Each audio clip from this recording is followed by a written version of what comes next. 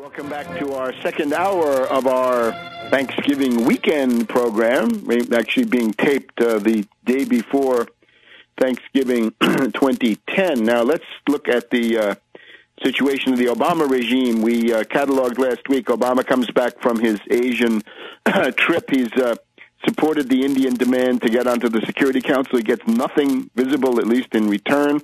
He can't get his free trade sellout to outsource jobs to South Korea. And above all, his main mission was to go to the G20 in South Korea and line up everybody against China. Completely failed. And at that point, a lot of these countries lined up against the U.S. rather than China. So the level of ineptitude was alarming. He can't even install the puppet he wants in Baghdad. He can't get Alawi, the U.S. puppet. He's got to sit there and accept Maliki, the Iranian, pro-Iranian asset in Iraq. So we've also got the news from the polls that Obama's popularity has now slipped below 40%, at least in some polls.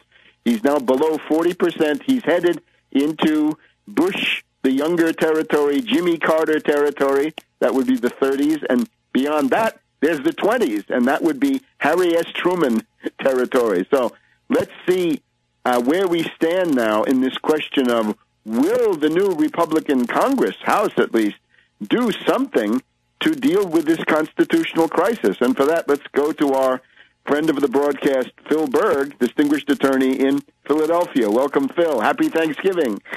Happy Thanksgiving to you and all your listeners. This is a time that we should be thankful for what we have in this country, but we also have to be concerned about what Obama is doing to this country, and it's really detrimental. And I hate getting into those issues because my issue is the original issue, that he has no business being president. Everything's under our website, which is obamacrimes.com, OBAMACRIMES.com. But there's just so many things that Obama is doing. He's just so arrogant, and he's doing whatever he wants to do. But as you stated, his overseas trip turned out to be a failure.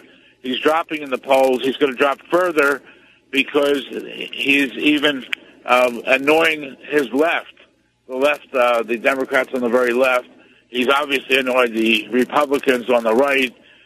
His base is dwindling, but as I've stated before, everybody, we are the umbrella for everyone. Well, and as Webster just said, we're getting ready to do something with the Republicans, and we should have in the next few days.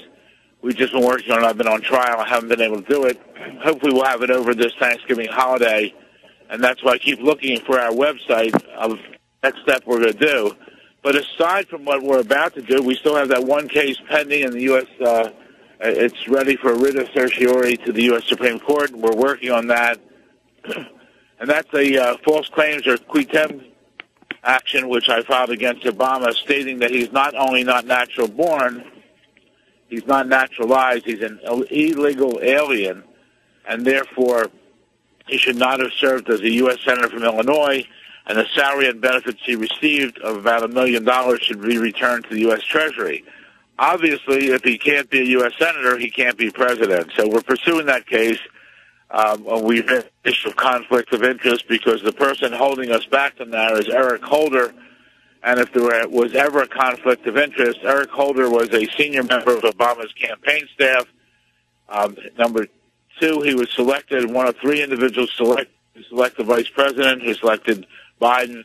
And number three, he was nominated and confirmed to be the attorney general, which is the highest law enforcement officer in the United States, who reports to the president. So if that's not a conflict of interest, I've raised that question at the district court in D.C., the Court of Appeals.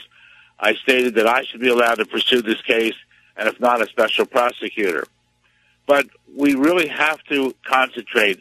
And right now it's essential that you spread the word regarding our website, ObamaCrimes.com, because we are the laughing stock of the world right now. And a prime example of that was how Obama did not get what he wanted when he traveled overseas. And that's because many people out there know he's a fraud, he's a phony, it's the biggest hoax against the United States of America. But in addition to that, they've looked at the policies that he has put forth during this past year and a half, which are really detrimental to you and I, the citizens of this country, and we have to put our foot down.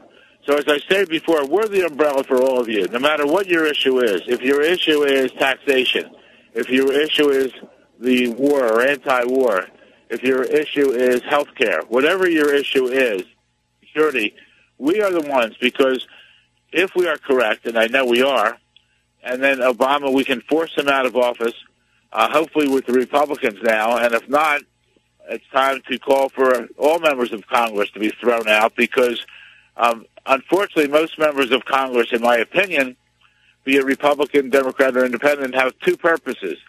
Their purposes are, number one, to raise as much money as they can, and number two, to get reelected. They really could care less about us, and we're going to put them to the test, the Republicans, because this issue that surrounds whether Obama is eligible is a crucial issue, right, because it affects us for now and in the future. You know, the health care bill is being attacked all over the place because it's blatantly unconstitutional, and we're seeing what happens with that health care bill because premiums are going up, benefits are going down, co-pays are going up. It's out of hand what's going on, and it's not what Obama promised it would be. Also to help and I'm a lifelong Democrat, but I'm fed up with the Democrats right now. To help is Pelosi taking the reins and saying she wants to be the minority leader, which just gives the Republicans and Independents so much ammunition. The country is not happy with you, Pelosi. Doesn't want you there. Not happy with Harry Reid. It's a shame that both got reelected.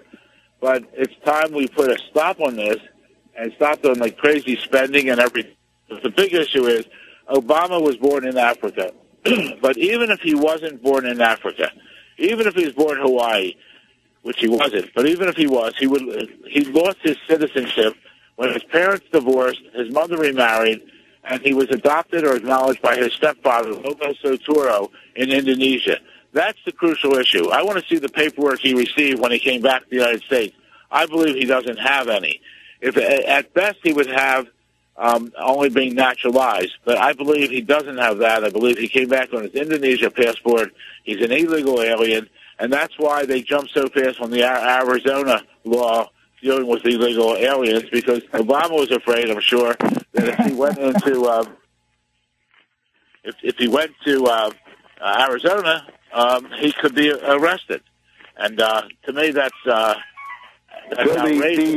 thing I think that stands out is the Secretary of State or the Lieutenant Governor of Hawaii has said that the birth certificate is on file and that she's seen it.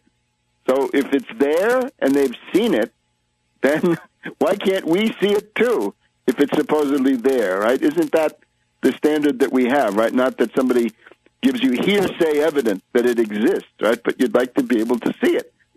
But what's crucial on that, with all of their comments from Hawaii, they never said it was a Hawaiian birth certificate. They said they saw a birth certificate. They never said it was from Hawaii. And I believe the birth certificate they have on file there is from Kenya, and they perhaps gave that when they gave him a certification of live birth. But when the comments that were made by Fukino and other, I think it was her, over there, she never said, and you can look back at the transcripts, and I've looked very closely at it, she never said it was a Hawaiian birth certificate. So it's time that I hope everyone enjoys the holiday. Happy Thanksgiving to everybody. You would have heard it, but it's a whole weekend. And when you can, go to ObamaCrimes.com. Send it to your friends. Stay tuned. And together we can save this country. Absolutely. And let's put these Republicans to the test, right? They talk big, but now we want to see, do they walk the walk? Do they do anything to deal with this constitutional crisis? So that they sit back and say, well, everybody in the world blackmails Obama. We'll blackmail him too. And we'll keep him around for 2 years and run against him. And that would be a very bad thing for the country. See you next week, Phil. Happy Thanksgiving. Thank you.